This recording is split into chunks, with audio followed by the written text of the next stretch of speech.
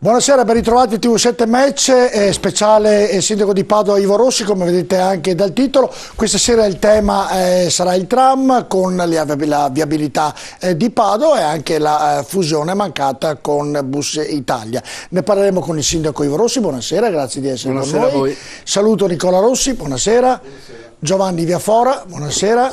Buonasera professor Mano Case, grazie di essere con noi, e anche a Jacopo Silva, davvero grazie, ormai è tutta la settimana che starò con voi, quindi vi presento rapidamente. Professor Mano Case, la viabilità, abbiamo già la piantina, iniziamo a parlare del tram di Padova, dove c'è la linea praticamente quella funzionante, poi le altre ipotetiche, la seconda che si dovrebbe costruire da Volta Barozzo fino alla stazione, però già il ministro Lupi ha detto che non ci sono i soldi, quindi vedremo cosa succederà. La viabilità di Padova è abbastanza complessa, è una città medievale che non è stato previsto un traffico automobilistico che c'è oggi e quindi difficilmente riesce a inghiottire una quantità di auto che ogni giorno vorrebbero passare attraverso Padova. L'alternativa giustamente sono i veicoli pubblici che devono dare spazio e collegamento con la città, e questo è il grosso dilemma. Allora i tentativi sono molti, i risultati attualmente non sono ottimali. Credo che soprattutto il fatto che non ci siano parcheggi sufficienti per l'accesso alla città, cioè lasciare fuori la macchina e utilizzare i mezzi pubblici. È questo momento, questo distacco tra il mezzo pubblico e quello privato che andrebbe incrementato. In questo senso chiedo se c'è una soluzione al nostro futuro sindaco.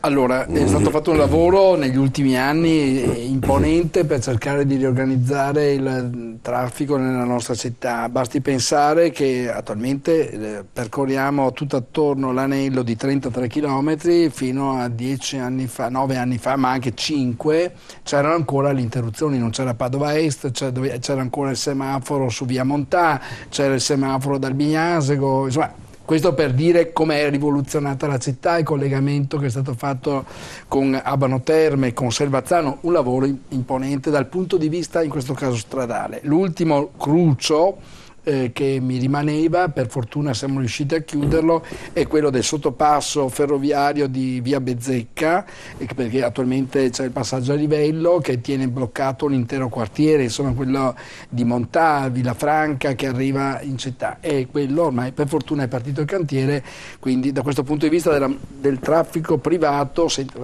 tenendo conto che abbiamo fatto sono più di 180 rotatori, abbiamo eliminato semafori praticamente dappertutto, adesso ci si muove. Insomma, il giudizio di chi l'ha fatto poi è positivo, ma insomma questo lo devono dire ovviamente i padovani, ed è chiaro che siamo un numero importante. Tenete presente che ogni giorno sulla tangenziale si muovono nei punti di misura che abbiamo, passano 70.000 veicoli, segna anche la testimonianza di una vitalità economica. 27.000 sono solo gli addetti della zona industriale, quindi c'è un flusso che corre ogni giorno in quella direzione ed è un elemento anche di forza della città. È chiaro che abbiamo lavorato poi per cambiare l'organizzazione, in particolare il trasporto pubblico, consapevoli, ma è un tema che è partito ancora 15 anni fa, 20 anni fa, perché siamo nelle leggi del 1991 per realizzare la linea del tram. I padovani sanno la fatica che c'è stata per realizzare la prima dalla Guizza a Ponte Vigo d'Ardre, dove, per rispondere al tema dei parcheggi, i parcheggi scambiatori dimostrano in questo caso di funzionare. Laddove è un servizio di trasporto efficiente che ti dà tempi certi di arrivo a destinazione, i padovani hanno imparato ad apprezzarlo e sono circa 27.000 i padovani che ogni giorno prendono solo il tram. Tenete presente, la somma di quelli che prendono ogni giorno i mezzi di trasporto pubblico in città superano i 110.000, cioè numeri davvero significativi. Provate a immaginare se non fossero in autobus, sono molti ragazzi anche ovviamente, fossero tutti in macchina, avremmo la città letteralmente paralizzata. Abbiamo voluto continuare su questa strada. Ancora molto tempo fa abbiamo presentato il progetto per la linea che viene chiamata 3, ma insomma sarà la seconda realizzata da Volta Barozzo alla stazione, prolungata fino allo stadio Euganeo, e perché è un'idea di sviluppo della città, di riorganizzazione della sua mobilità. Il ministro Lupi in realtà non ha detto questo perché cioè che non ci sono i finanziamenti, ha detto, poi è stato corretto il giorno successivo, che in legge di stabilità, la vecchia legge finanziaria, è stato individuato un fondo revoche, cioè le città che non hanno fatto il tram. Siamo partiti in tanti nel 1990. Adesso che l'hanno fatto siamo rimasti in 3. Tutti gli altri, compresa Verona, non ha fatto perché dopo le cose bisogna chiamarle con i loro nomi e cognomi, perché secondo me è faticosissimo riuscire a raggiungere i risultati. Uno indica gli obiettivi, dopo bisogna raggiungerli. Noi siamo una delle 3 città in Italia che è riuscita a farlo. Agli altri verranno revocati i soldi, perché non puoi tenerli là per 20 anni, o fai oppure li restituisci allo Stato. E noi siamo in priorità 1, la seconda priorità è quella di Venezia, per finanziarci questa linea. Questa linea qui la vediamo che è quella è la verde. linea che va da Volta Barozzo, dove avremo un altro grande parcheggio scambiatore, fino alla stazione, passando per quindi stazione, e poi andando verso il nuovo stadio. Siete in coda, e quanto bisognerà aspettare? Allora, guardi, non dipende da noi, però nella legge sono indicati, ci sono 44 milioni già stanziati, più quelli che vengono portati via dalle altre città. Nella legge c'è scritto che entro il 15 di febbraio avrebbero dovuto fare il decreto attuativo. C'è stato poi il cambio di governo, voglio essere clemente, ma insomma siamo al 2 di aprile, non l'hanno ancora fatto, quindi appena lo fanno comincia tutto l'iter. Abbiamo già fatto tutti gli incontri Giovanni tecnici. Cosa? Una domanda? Sì, se no, devo dire, allora, diciamo così, se la sicurezza, se la sicurezza mette in luce, diciamo così, i risultati, cioè la sicurezza così negativa è l'esito di una politica, a mio modo di vedere, sbagliata da parte del comune. Perché, scusa, a parte del comune? No, perché secondo me ci sono delle responsabilità dell'amministrazione nella gestione della sicurezza. Ce ne sono una serie. Se vogliamo elencarle adesso lo faccio. Ma anche mi se non è il piacerebbe, tema. perché voglio dire, secondo me bisogna che ci abituiamo a ragionare nel merito. Cos'è che non abbiamo fatto e che potevo fare? E diciamo così, la cosa più evidente nel fatto che che la politica del comune sulla sicurezza sia stata sbagliata negli ultimi anni è il fatto che Rossi, da quando è diventato sindaco, l'ha cambiata completamente, ha inasprito i controlli, ne ha fatti molti di più in stazione, ha inserito alcuni divieti per quanto riguarda le bevande alcoliche, l'accattonaggio, eccetera, tutte cose che prima non erano state fatte. La discontinuità è evidente. Io ho fatto il mio dovere. Ecco, appunto, infatti prima probabilmente non era stato fatto. Dicevo, sulle infrastrutture invece, secondo me c'è un merito evidente da parte del comune. Vi ricordate com'era passare a Padova Est fino a qualche anno fa? Era una cosa davvero impossibile.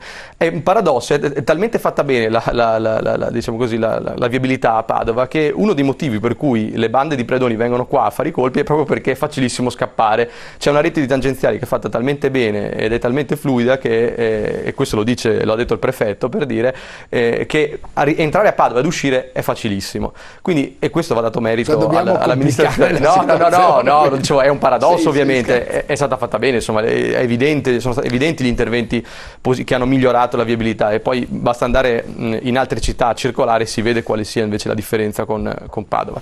C'è una cosa che però volevo chiedere al sindaco, e riguarda appunto il trasporto pubblico. Legambiente, nel rapporto che fa annualmente Ecoambiente, mette Padova tra gli ultimi posti per utilizzo dei mezzi pubblici da parte dei cittadini. Sono circa 29 chilometri a testa, diciamo così, di utilizzo dei cittadini dei mezzi pubblici nella città, mentre altre città ne hanno molti di più. Questo da cosa dipende e cosa si può fare per incrementare ancora di più l'utilizzo del mezzo pubblico? Allora, per incrementarlo non c'è ombra di dubbio che la realizzazione di linee su sede fissa, un altro tram, insomma più linee di tram sia la chiave di volta, e l'abbiamo visto già con la prima esperienza che abbiamo fatto, perché ha aumentato il numero di persone che prendono il mezzo pubblico, cioè lo prende anche l'utente business, mentre prima non avrebbe mai preso in considerazione l'idea di muoversi con il trasporto pubblico, sarebbe arrivato in macchina fino al posto di destinazione. Quindi questo è il primo aspetto. Una delle ragioni per cui c'è un rapporto, in realtà siamo più alti, ma insomma noi in città abbiamo nella mobilità una componente che altre città non hanno, che è la bicicletta. Guardate, il 20% di noi si muove regolarmente, io stesso, tutti i giorni in bicicletta. Per favorirli, nel corso degli ultimi anni, lo dico con un certo orgoglio, una certa soddisfazione, ma perché era un dovere farlo, abbiamo investito in piste ciclabili. Oggi siamo la prima città come estensione, abbiamo 170 km di piste e continuiamo a farle, perché io penso che questo, come dire, ti mette nelle condizioni proprio di cambiare il paradigma culturale della mobilità, perché in fondo io ci impiego da casa mia, che pure abito quasi in campagna, no?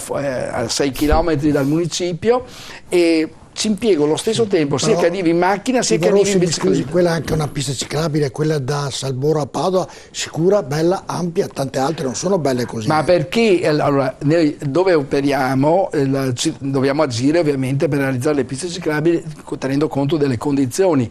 Alcune, via Bembo e via Guizza, sono bellissime, altre hanno qualche difficoltà in più, perché là potevamo operare in campagna e quindi addirittura andando dall'altra parte del fossato. In altre parti dove ci troviamo con le case che sono a ridosso della strada, via Facciolati, stiamo realizzando la pista ciclabile in queste settimane. Lo stiamo facendo in via Venezia,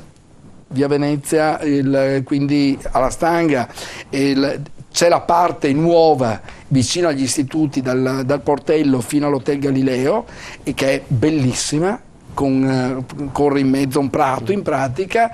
La parte successiva, dove non abbiamo gli spazi, è sicuramente più angusta, ma è il tema di come noi abbiamo inteso trasformare la città anche dal punto di vista della sua qualità percepita, quindi anche dal punto di vista estetico, perché abbiamo migliorato, abbiamo fatto le aiole verdi, i fiori, cioè che sono tutte quelle componenti che aumentano la gradevolezza, ma l'obiettivo era aumentare il numero delle persone che si muovono con mezzi diversi dall'auto privata. E lo dico anche perché mi è testimone Nicola Rossi. Nicola, che è un amico da tanti anni, nei primi anni, quando mi occupavo di mobilità, e mi diceva sempre: Padova però non hai parcheggi. Padova non hai parcheggi era un motivo dominante. Oggi non voglio fare l'elenco, è la puntata di domani sera ai parcheggi. No, ma voglio dire, appunto, ma abbiamo una quantità di parcheggi. Semmai oggi il problema che è legato alla crisi economica, io vedo il calo ovviamente delle entrate. Nicola Rossi, rapido la domanda, perché altrimenti qui sulla viabilità, sul tram, e poi parleremo della mancata fusione. Decisamente migliorata, su questo non c'è dubbio. Mi preoccupa quello che diceva come la qualità della mobilità come fattore di... era un paradosso, ma era per dire che è fatta molto bene. È fatta bene. E il tram ha risolto parecchi problemi, devo dire. Però c'è una questione che mi preoccupa: la mancata fusione, o comunque lo slittamento della fusione con Bus Italia. Perché? Perché abbiamo un bando, mi sembra a fine anno, per il trasporto pubblico, perché oggi credo che erano state create delle condizioni di equilibrio societario di un certo tipo che potrebbero, in assenza di una fusione, non solo venire a mancare, ma rischiamo di essere assorbiti in maniera molto semplice per Bus Italia. Le chance di recupero di questa mancata fusione, allora, tema generale, in questo paese tutti diciamo bisogna cambiare, bisogna riformare il modo in cui il pubblico agisce nei servizi. In Italia quante aziende di trasporto ci sono? 1200, più di 1200, comunque il numero macro aggregato. Quante ce ne sono in Francia e in Inghilterra? Operano in uno 5 gruppi, in un altro 4 gruppi. Questo per dire la frantumazione, che poi diventano inefficienze di sistema e anche di costi. Nel Veneto sono 39. Sempre mi rendo conto in termini didascalici, il trasporto pubblico si sostiene da solo, cioè con i biglietti? No.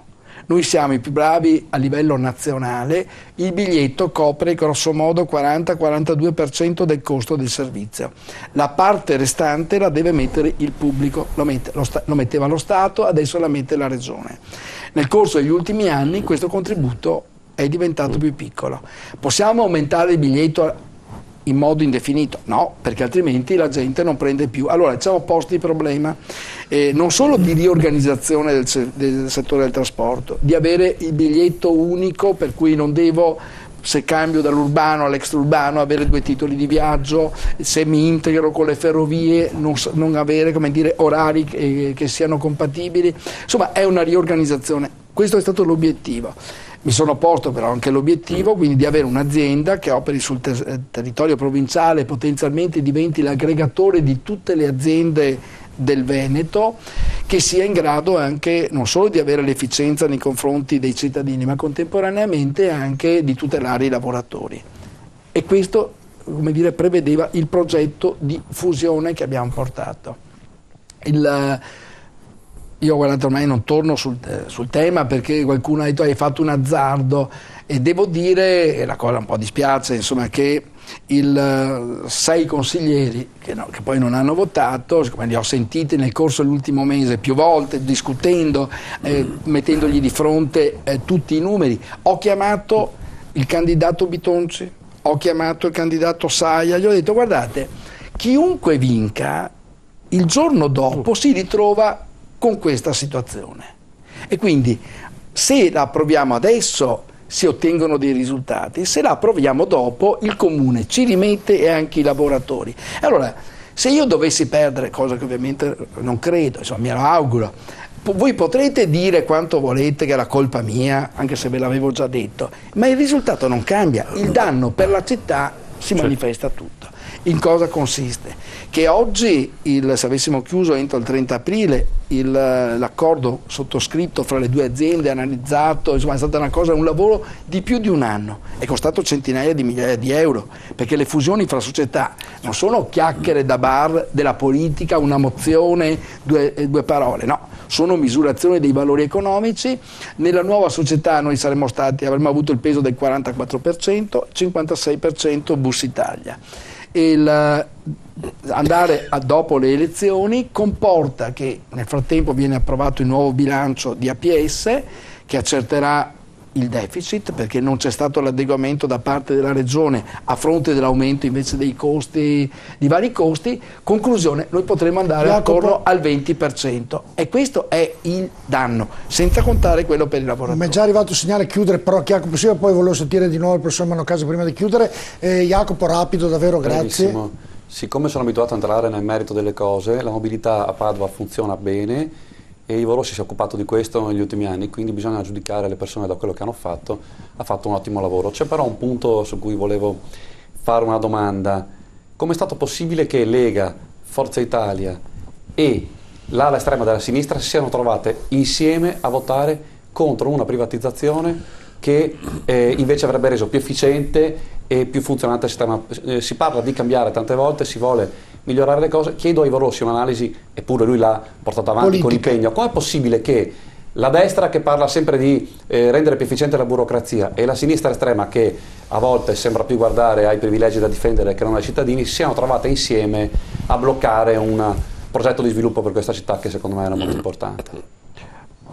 Perché purtroppo in queste vicende prevale sempre il cosiddetto partito del no a tutte le cose, e la cosa che mi colpisce è un po' il problema dell'Italia, perché tutti sappiamo che dobbiamo cambiare. Quando tu cominci a incidere, a dire bene, cominciamo a cambiare, perché è un problema di smontare e rimontare, in questo caso il settore dei trasporti, ma è il problema di smontare e rimontare l'Italia 1000 volte, cioè in tante situazioni. Ogni volta che arrivi al punto dice però cominciamo dall'altra parte, andiamo, come dire, non è mai quello il problema principale, e questo io penso che sarà un problema gigantesco per il nostro paese e anche per la nostra città se non affronta le questioni nel merito, se prevale solo la politica per fare il dispetto, per piccolo calcolo politico, perché io mi rendo conto che è materia complicata, ho tentato, spero di esserci riuscito, di riassumerla con poche pennellate, ma come dire, dentro ci sono studi che dimostrano numeri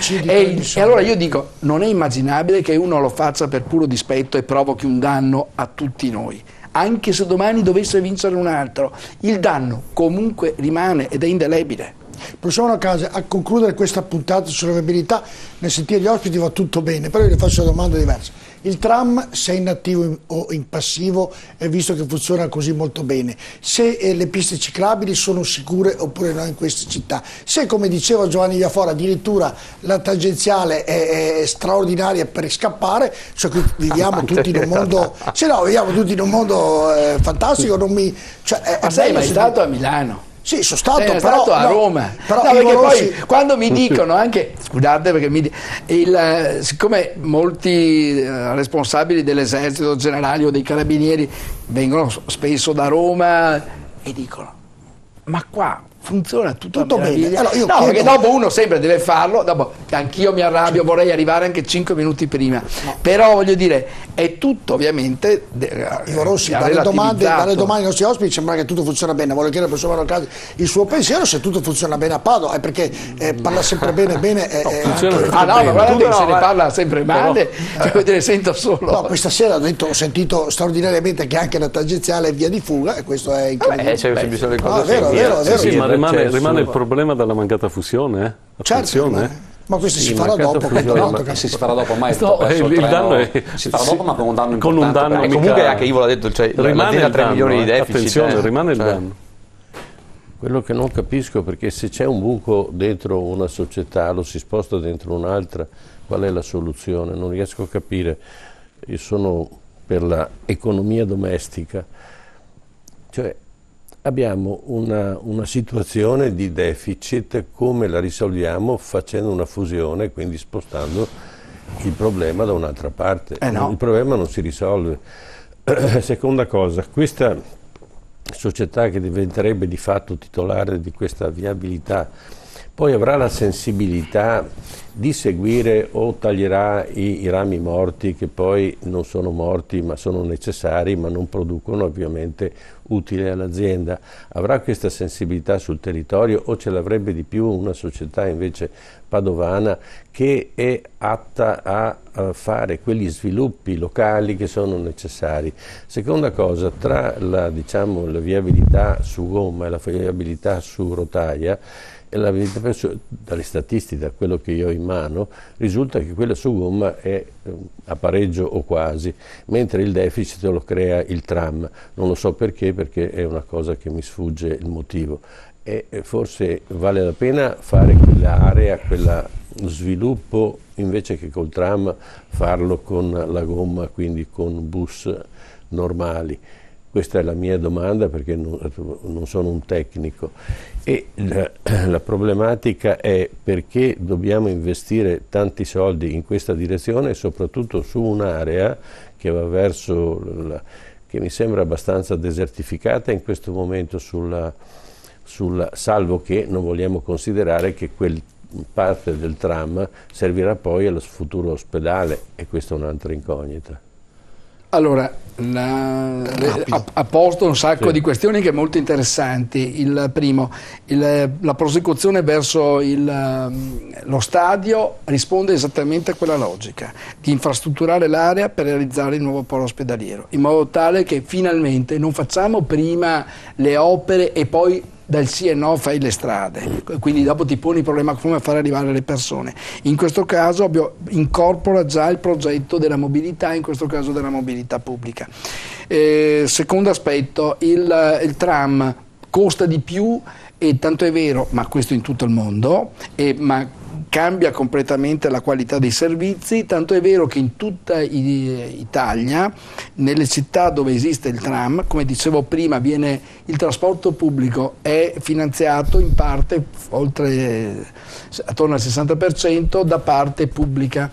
A Milano, a Torino, cioè tutte le città dove hanno il tram, la contribuzione è il doppio che da noi. La nostra regione, siccome siamo stati i primi ad aver introdotto il tram, se lo paga sostanzialmente come se fosse un autobus. Terza questione, noi siamo abituati che il trasporto ce lo dà l'azienda di proprietà del comune. Siamo stati abituati culturalmente a muoverci in questo orizzonte. Entro la fine dell'anno i servizi, questo per legge, devono essere posti in gara, a cui possono partecipare quelli che, come dire, offriranno le condizioni migliori di servizio, di qualità di servizi, quindi anche con una maggiore efficienza. Quindi quale sarà il ruolo del pubblico? Il pubblico avrà il ruolo del regolatore. Io ti dico, devi farmi questi servizi e ti do tanti soldi per poterli fare, cioè quella contribuzione, e tu devi essere più bravo. E allora ci saranno più operatori che si mettono a confronto. Allora, questo è l'orizzonte, e aver fatto, purtroppo non ci siamo riusciti in questa fase, la fusione con Bus Italia. Allora, la PS da sola non potrà partecipare alla gara, perché bisogna avere alle spalle 21 milioni di chilometri, la nostra ne fa 8, quindi hai bisogno di farlo con un altro operatore. Domanda: come fa, se una fa un deficit, a andare poi a pareggio, se invece, oppure lo trasferisce sulla nuova? Allora, la razionalizzazione, siccome adesso abbiamo sovrapposizioni di linee, corse che corrono sullo stesso percorso e quindi sono chilometri buttati al vento. Allora, il progetto di razionalizzazione e integrazione fa sì che nel business plan che è stato individuato, d'altra parte è una società che deve stare anche in termini competitivi sul mercato, prevede non solo che vada a pareggio, ma addirittura produca un utile. Io ho detto la parte di utile che spetta al comune, che sarebbe stata il 44%, per quanto mi riguarda la rimetto nella mobilità, cioè continuiamo a investire in servizi in modo da aumentare la qualità dei servizi per la nostra città.